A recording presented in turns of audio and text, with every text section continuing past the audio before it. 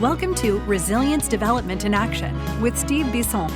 This is the podcast dedicated to first responder mental health, helping police, fire, EMS, dispatchers, and paramedics create better growth environments for themselves and their teams. Let's get started.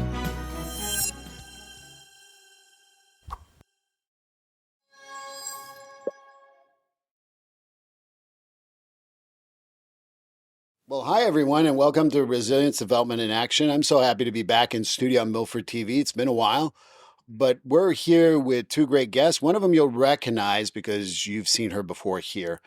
Amanda Rizzoli has been here before. She's part of Behind the Badge and Beyond with me, but also more importantly, she can introduce other stuff that she does. That's why she's here. And Cody Carneiro, like a canary, but not a Camaro, is also here. He's with also Milford PD, and will be talking a little bit about himself. So, guys, welcome to Resilience Development in Action. Thanks for having us. How about we start with you, Amanda? It'll be quick because they already met you a couple of times already. So, Right. Want to introduce yourself? So, Amanda Rizzoli, as some of you may know, I am the clinical program coordinator with the Milford Police Department Family Services Unit and Community Impact. We partner together with Behind the Badge and Beyond, and I also do outpatient therapy at Community Impact. And welcome back, and always fun to talk to. And there's no one who keeps me more in line than you, so thank you. Thanks for having me back. Cody, how about you introduce yourself? My name's Cody Carneiro. I'm a detective here in Milford. I work in the Family Services Unit with Amanda. Prior to that, I was one of the school resource officers here. We kind of play a dual role as, school liaison, police officer, juvenile detective. So I've been with the department for about 5-6 years now, police officer for a total of around 10. Prior to this, I did work for the state of Massachusetts. I worked for MassDOT. But other than that, Amanda and I ride around every day.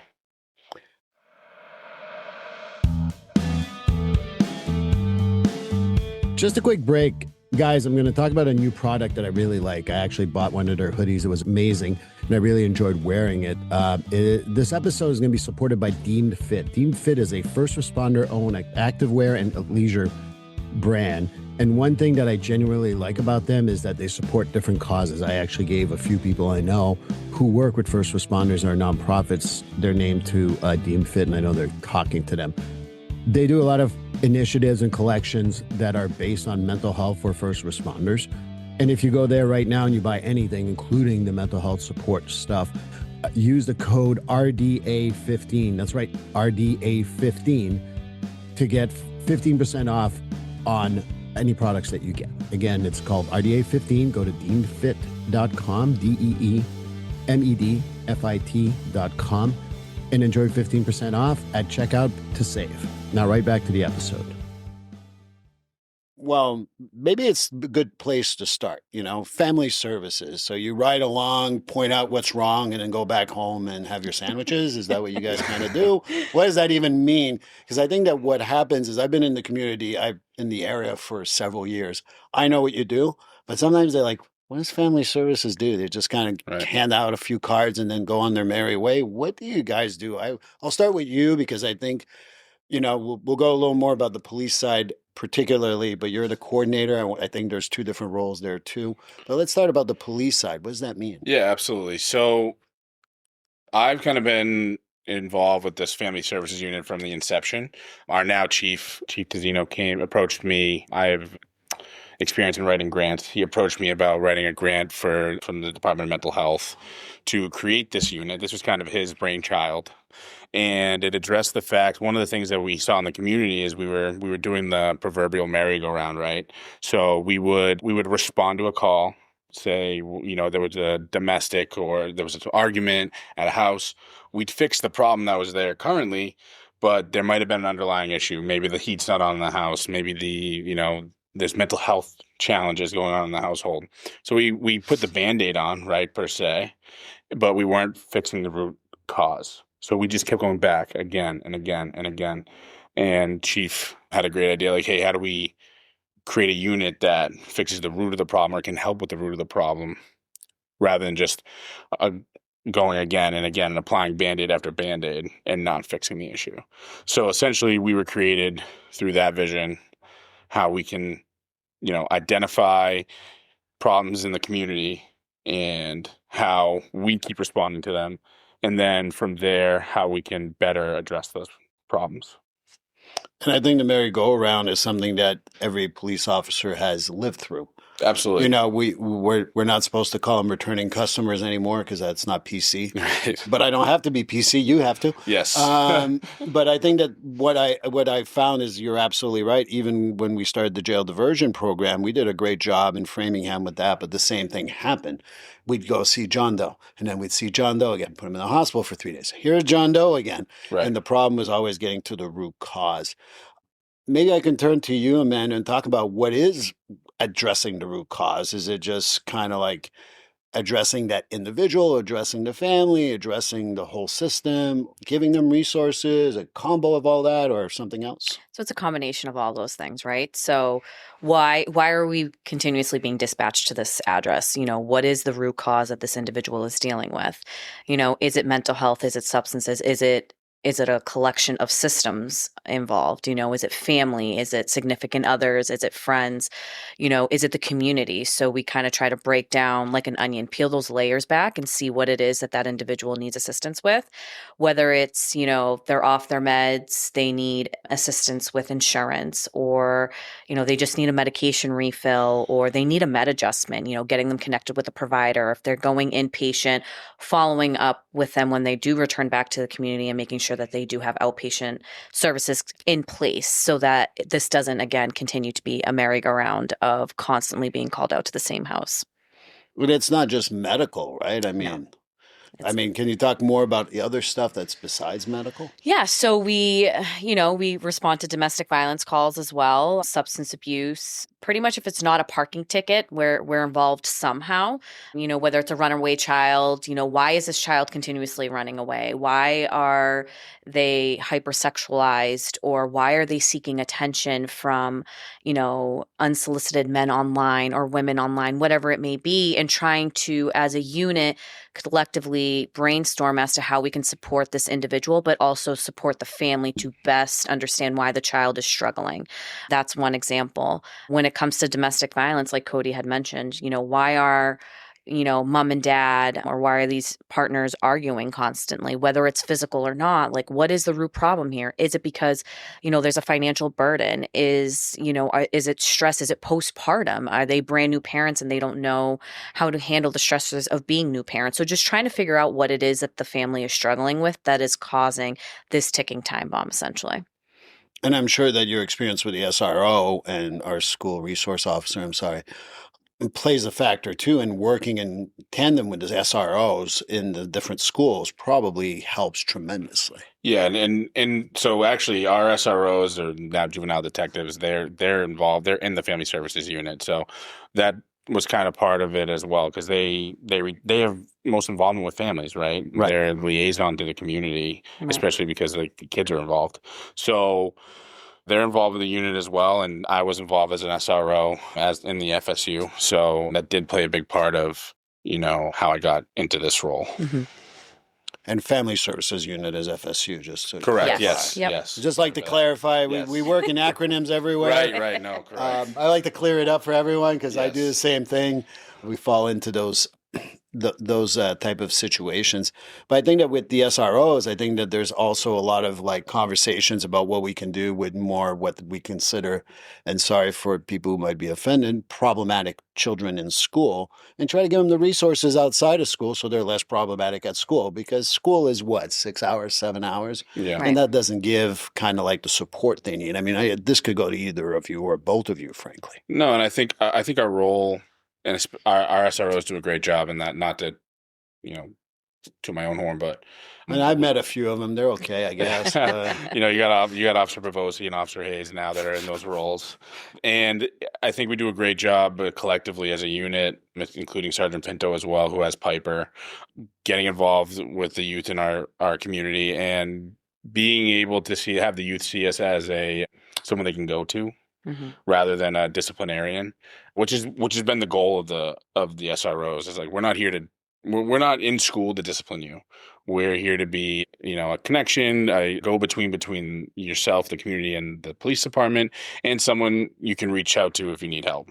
So that's something that I think we do a really good job here. Mm-hmm. And we try to also just, you know, when they have individuals in the schools that are either struggling. If we have our local CBHC in Riverside, who they can call to. CBHC meaning what? Community-based health center. Thank you. And they can call in to do an eval, but if that isn't feasible at the time, whether it's lack of clinicians or timing and things like that, we can get brought in as well to assist with those individuals in need. And also too, it may just be these children are just scared to go home. Okay, why are you scared to go home? What's going on at home? What can we do to help you maintain safety, and figuring out those avenues so that they do feel safe to go home. And if not, what's the alternative here? Right. And I think it goes back to a little bit of what I find is gotten a dirty word, and to me, it's not a dirty word. It's community-based policing. Mm-hmm. Is that, again, correct me if I'm wrong. The general population sees police as the disciplinarian, and the people are going to go, you stop that, we're going to arrest you. Now we're turning into a community-based policing where we help support. Yes, we do have the disciplinary thing if we have to, but I think that I think that the chief always talks about how being community-based has become such a better place for Milford in particular, but you see it across the country, frankly. Yeah. And I think one thing we do really well here in Milford, in the Milford Police Department at least, is we are, and Milford in general, I think is super supportive of us. I really feel comfortable. I feel comfortable here, as much as you can say that in this job, because I know that the community in general usually supports us, and they're happy to see you. We'll go to the town park, we'll get out to the town park, we see families, we see kids. Everyone in the community will be able to approach us. They feel comfortable talking to us, or most people, I should say, at least. So it's nice that Milford is I would like to say Milford's a police-friendly town, and I think because we are so community-based in terms of our policing, I think that helps us, and it creates a better work environment for us, obviously, and it just provides a better place. It's a nice place to work, I should say.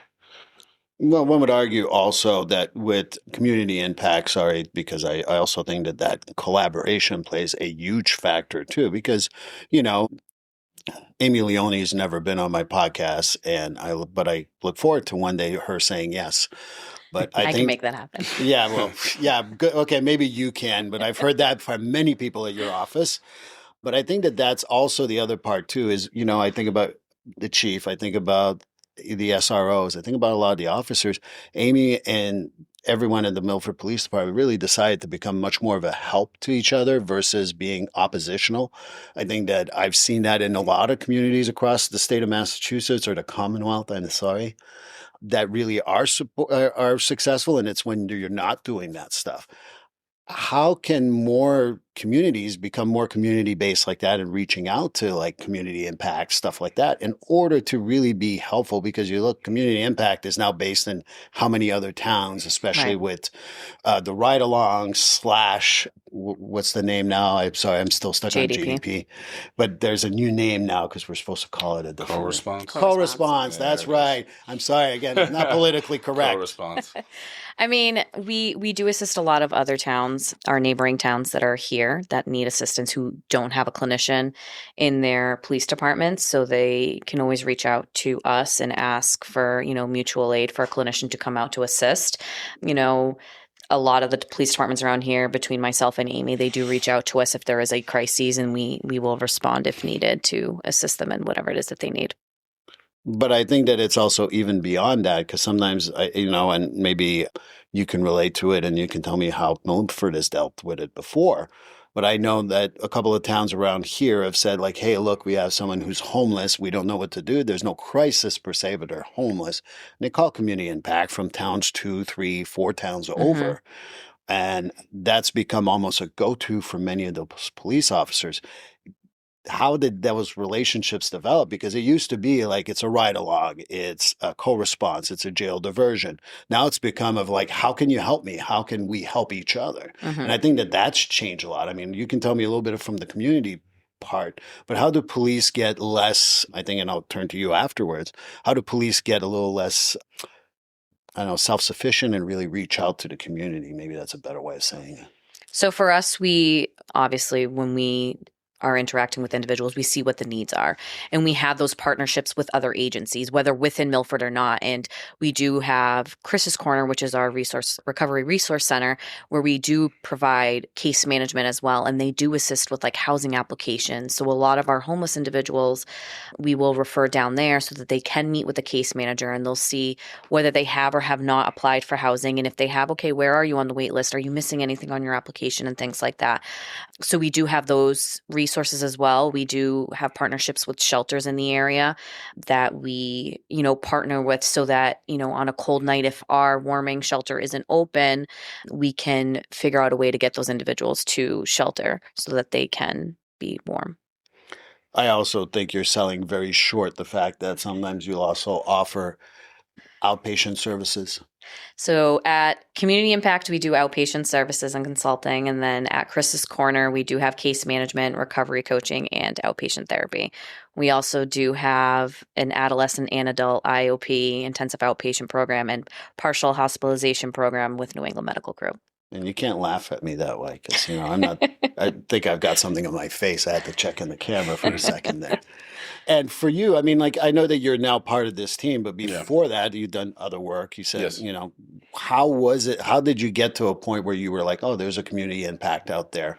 I'm going to talk about Framingham in my experience. There's an Advocates, there's a SMOC, there's Seven Hills, there's a bunch of them available now. But how do police really go like, wait a minute, we can partner with that? How do we get to that thought process? So in terms of how I got to where I am today, it was kind of trial by fire, right? Baptism by fire. Welcome to all the jobs I've ever had. Right. So like, there's so much. Let's break it down from the beginning, right? Let's talk about the police academy. There's a fire hose of information that you get at the police academy, and they're trying to give you as much training and as much, and make you as competent as possible in the amount of time that they're given. So when you get on the job, you have a semblance of what you're learning. And then you learn a lot while you're on the street, right, when you first start.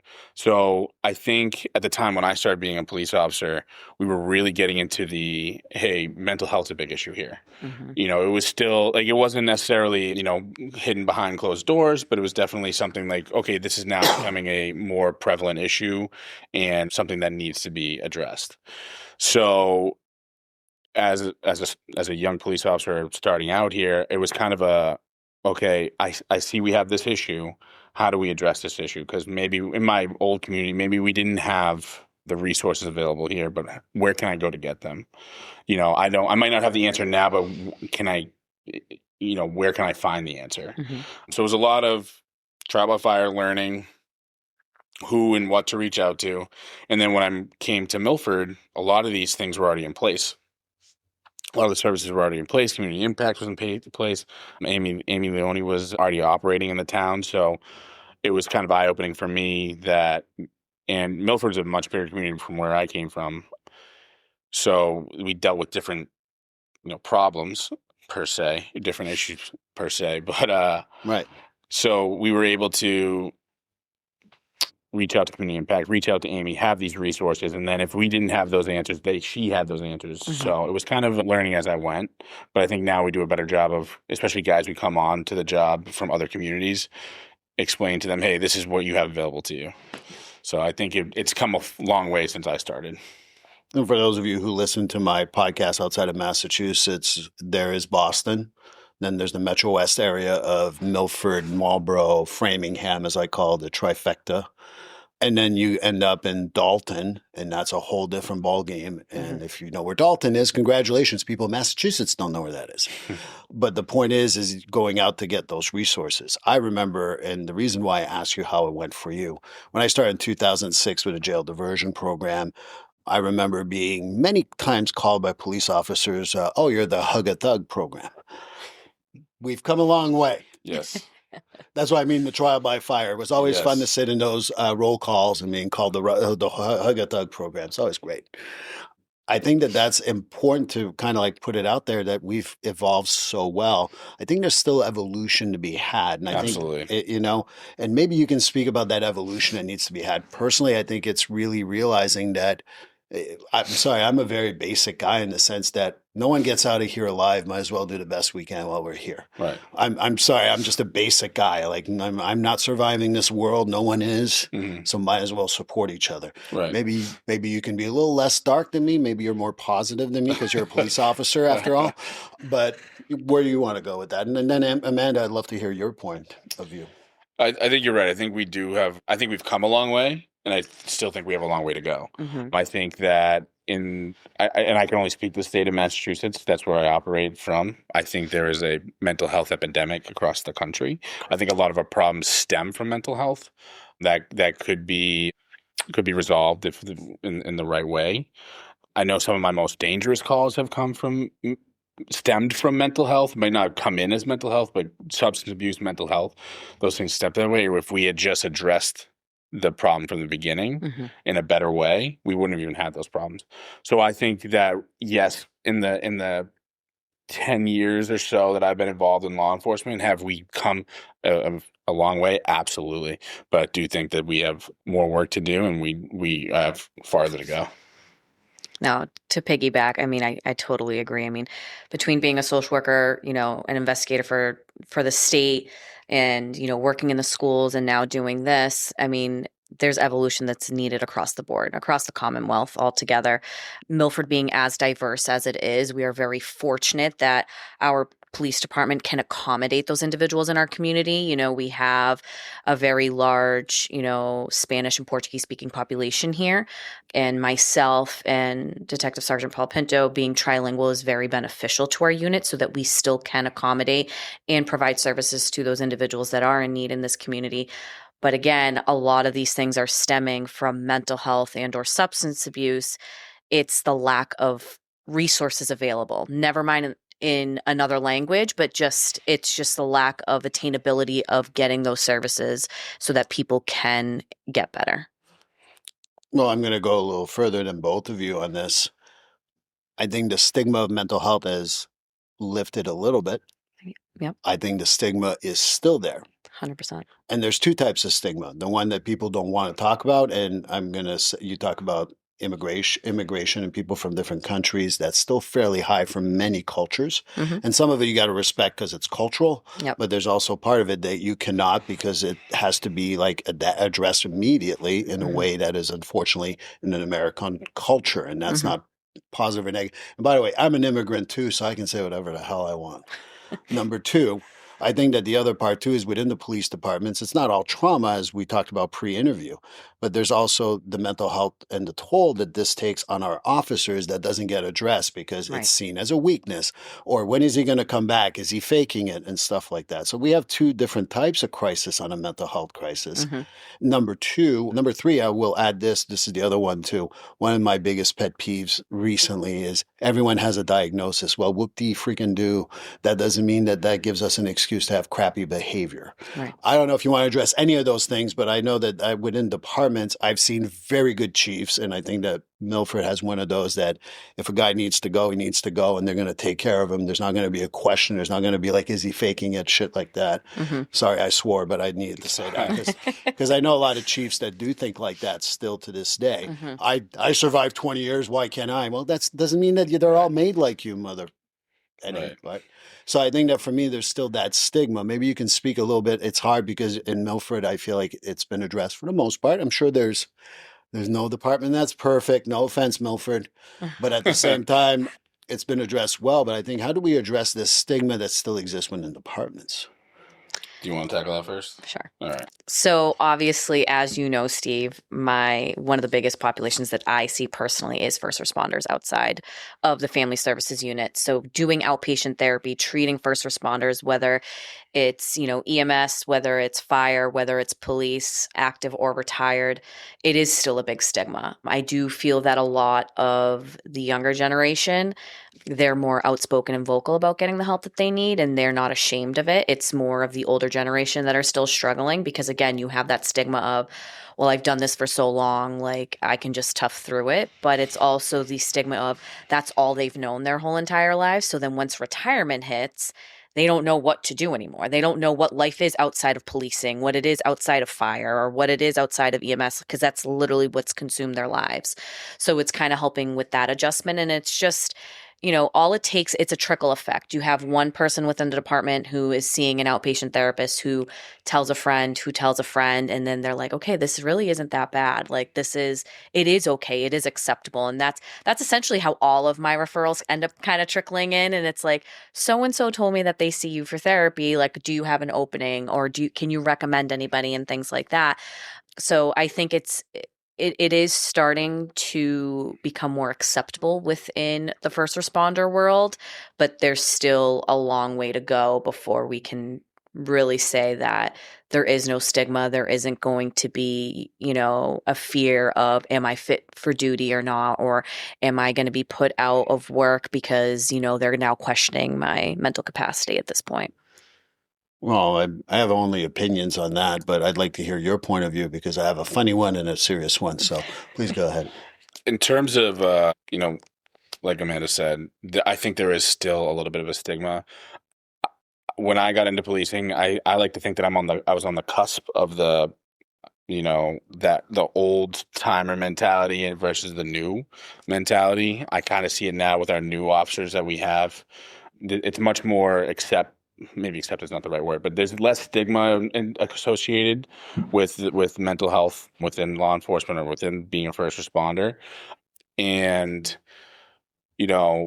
like Amanda said, one of the things that I see happen is like, I'm very comfortable being vocal about like my journey and like what I've gone through and how, it's affected me and my life and the job and everything. Do you get free therapy 8 hours a day? I get a free therapist I ride around with. So I'm very comfortable approaching that because I know that it could help somebody. Yeah. Right. And I know that guys have talked to me about it or come up to me about it. And in more cases than not, I've found that being able to talk to them about it, they like, okay, maybe I'll talk to somebody, or okay, maybe I'll go see somebody. Or find different ways to cope with that. Mm-hmm. So I feel like the stigma is lifting. I feel like we've come a long way. Chief Tizino has been super supportive of us. He, one, we started this unit. Two, we started having debriefs after critical incidents. Yeah. We never had that before him. He looks out for us, and I think he's done a great job in the department, right now. But I think we do have a little bit of ways to go. No, I think that there's a few things. You talk about mental health for first responders and particularly police. If they already chose to be a cop, they're already a little off, if you ask me. But aren't we all, though? But we're mental health therapists. We're really off. Right. So basically, I would say that's my joke. The stigma has definitely changed, and the mental health part, I remember the jail diversion program. Again, I call it that because that's what it was called then.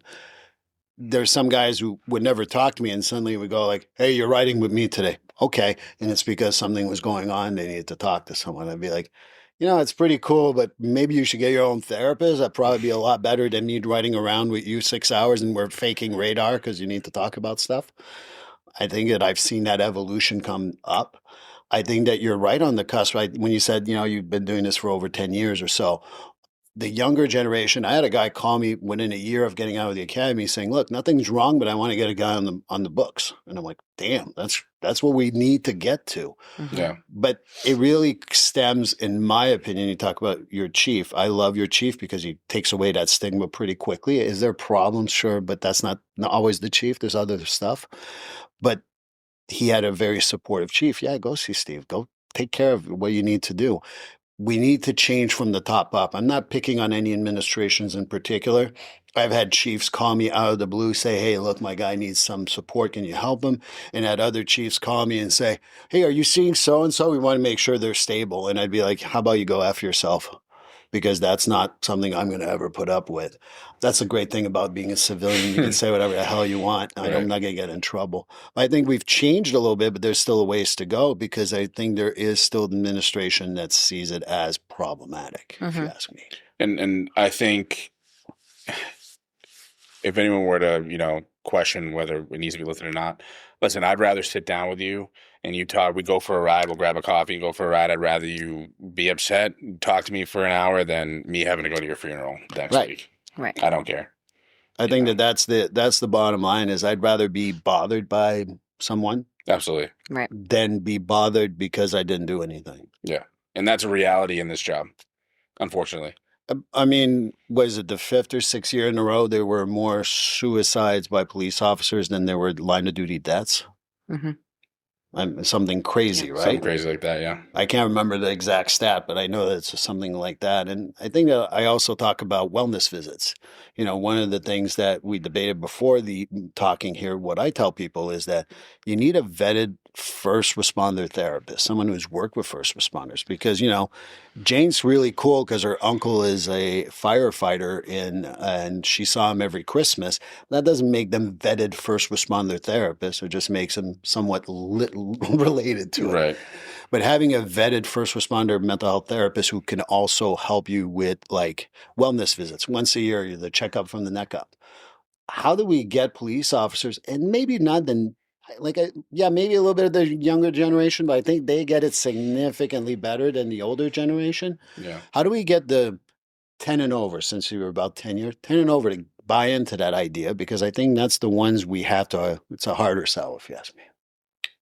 What I've found when approaching like people who have been on the job longer than me or older officers, I think if you disguise it as just a conversation and let them kind of come to you in that way, or like you start telling a lot of it's like, hey, stories, like everyone has those calls they talk about, or, you know, and getting them comfortable.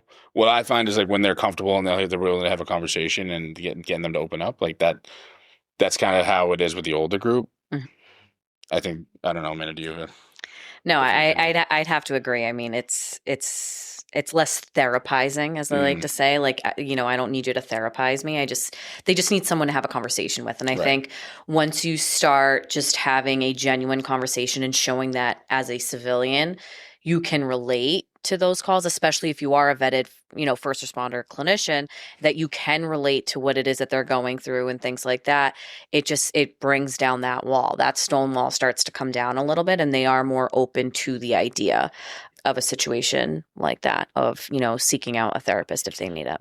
And I think it goes both ways too. Like I know I personally would rather talk to somebody that I know and I trust. I know other guys are like, I don't want to know who you are. I'd rather just tell you because I don't like you're like an empty wall that I can talk to. I don't know you. I don't trust you. I don't ever have to see you again. So I think there's both sides to that coin. Right. But in terms of that older group, I think I've had more success with just, hey, sit down, hang out, talk. And I think that's the hardest part, is to get them to understand that, you know, like as Amanda joked around, is like, oh, Steve's the male equivalent of me. And when I talk about Amanda, I say, oh, she's the female equivalent to me. Literally, I've said that too. Yeah. And it's like, oh, okay, I can relate to that. And I think that's the other part too, is how do we sell to first responders? I know we're talking about police a lot here, but even for first responders, like, we're just people. Like, I'm not looking to fix you. I'm not looking to, I just want to talk to you, get your stuff out of your head so that you can do whatever the hell you need to do so you can be there for your family. Because again, it's not about police or fire. I mean, yeah, great. If you do that job, great. Awesome. I want you to be a good partner. I want you to be a good father. I want you to be a good son, a good daughter, or whatever. I don't care really about your department. I'll be perfectly honest with you. No, I'd rather you be healthy than your department isn't going to be any better if you're not healthy. You know what I mean? So, and I think that's where I try to get the older people to talk about, like, look, I don't care. I just want you to be okay with your family. Right. Because you know what? When the police department's gone, and they will be gone at some point, you got to be able to deal with your family. And that's going to be a pain in dealing with retirement, which is probably a whole podcast in itself. But like dealing with losing that identity and all that, if you're not good up here, it's going to be even harder. Well, I think that adds to the other point. Like when it comes to mental health and law, well, let's make it broader, right? First responders in general, having that support system, and that leads into like your family. You know, make sure you're not alienating yourself from your family, your friends. I know some of my greatest friends are firefighters. You know, are you allowed to say that? You know what? I don't know. Maybe I might get canceled from my own. But I know, like, we have a great relationship with the Milford Fire Department. I have friends. I actually went to Mass Maritime. A lot of the guys that I went to Maritime with, they are firefighters. They have a great program down there, and they know that if they needed to call me, whatever, 2:00 in the morning, or they saw something and they need to get something off their chest, they know that they can call me, and I know that I could call them. And I think having that support system, the family, the friends, people you know that you can talk to about it is another huge part. Well, speaking of how to talk to other people, we're really getting on time here. So maybe you guys can say how we can reach you at the Family Services. Yep. So you can call, email. All of our contact information's on the Milford Police Department's webpage. You have MPD email address on there as well. My phone number is on there. The phone number for the Milford Police Department Family Services line also goes to me. So you're getting me one way or the other. Phone, email, text, day or night, doesn't matter. You can reach us. Perfect. And Milford only, or can we be from other towns? Any town. Doesn't matter. And if your town does not have a clinician and or does, and you just don't know who that clinician is, we can connect you with that individual, or we can assist you with whatever resources or supports that you need in your community. Well, I want to thank both of you for coming on today. Thank you for having us. I hope this was a good interview for both of you. Good conversation. It was. And thank you very much for listening to Resilience Development in Action, and I'll see you for the next episode. Please like, subscribe, and follow this podcast on your favorite platform. A glowing review is always helpful. And as a reminder, this podcast is for informational, educational, and entertainment purposes only. If you're struggling with a mental health or substance abuse issue, please reach out to a professional counselor for consultation. If you are in a mental health crisis, call 988 for assistance. This number is available in the United States and Canada.